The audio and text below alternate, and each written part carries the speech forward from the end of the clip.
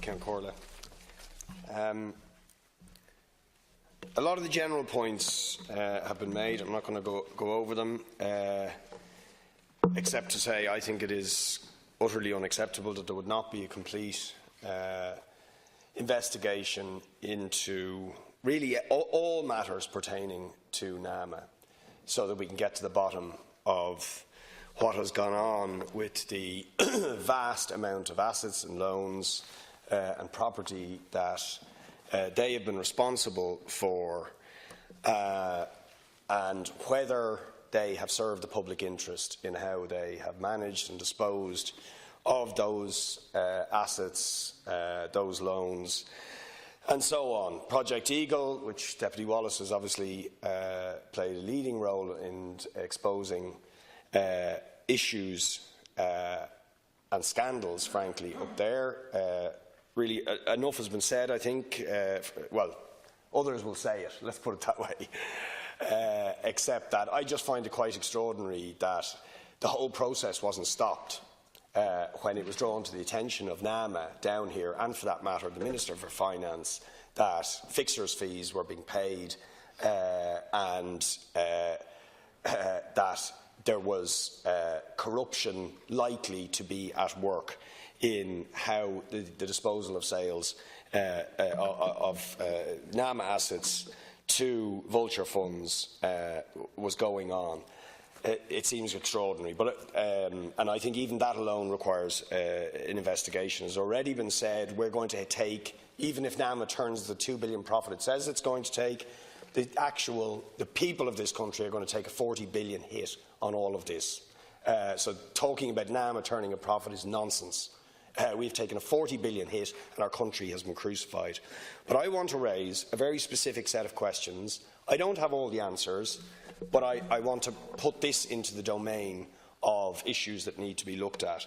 I received this folder on Monday in my office. It's a very detailed folder, and it's about Spencer Dock. That is a site that was originally to be developed, owned by CIE, was going to be developed by Treasury Holdings, who I couldn't get. I rang NAMA today to try and get the par value of the original loans pertaining to the site, and they couldn't give me the answer. They said they might get back to me. We're talking in the hundreds and hundreds of millions, and that site is now commencing development again, and it's being talked about as a €600 million development. The developer, although NAMA would not confirm this to me, and I asked them on the phone who bought the site, and because we know from the NAMA Act that the original developers were not supposed to get their own loans back, or the sites, if you like, the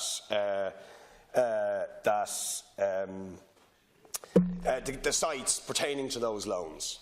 But the original developer was Treasury Holdings, and it was reported in October of last year that Johnny Ronan, formerly of Treasury Holdings, was the preferred bidder in the bidding process, which was launched last February 2016, where that portfolio or that site was put out on the market at a guide price of €50 million, owned by CIE. But CIE had an arrangement with Treasury Holdings. An arrangement was very seriously questioned and criticised at the time by Minister O'Rourke, subsequently by Deputy Rabbitte, where there was in fact a report ordered by Minister O'Rourke into the whole deal between CIE and Treasury Holdings on the grounds that Minister O'Rourke at the time and others believed there were serious questions as to whether the public interest had been served in the deal that had been done between CIE and Treasury Holdings, as all CIE were going to get from their site was 17% of the sale value of any development, or 17% of the rent. The rest was to go to Treasury Holdings, Johnny Ronan, Barrett, and so on.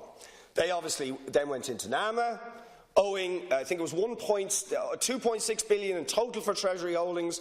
1.67 billion went into NAMA. Now, first question I have is, Johnny Ronan exited NAMA, apparently paying off his 250 million debt, but he now has the site again. Right, 250 million is not 1.6 billion. I don't know exactly the breakdown of Treasury holdings debt, but he has the site again. The guide price, €50 million for that 6-acre site. Now, comparisons of similar sites on the open market at the moment would suggest that per acre you should be paying about 20 million per acre, which is €120 million.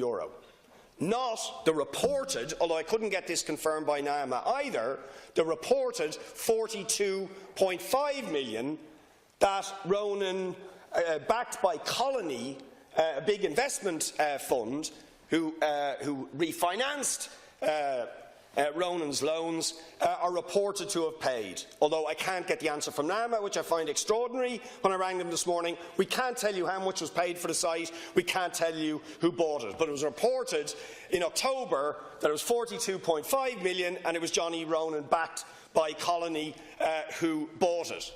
Now, if that's true, if the comparable prices per acre are in the region of 20 million, then it means we have sold a site, NAMA sold a site worth 120 million for 42.5 million. That's shocking, absolutely shocking, and the developer who now has it is the developer who originally went into NAMA back in when Treasury holdings were taken over by NAMA.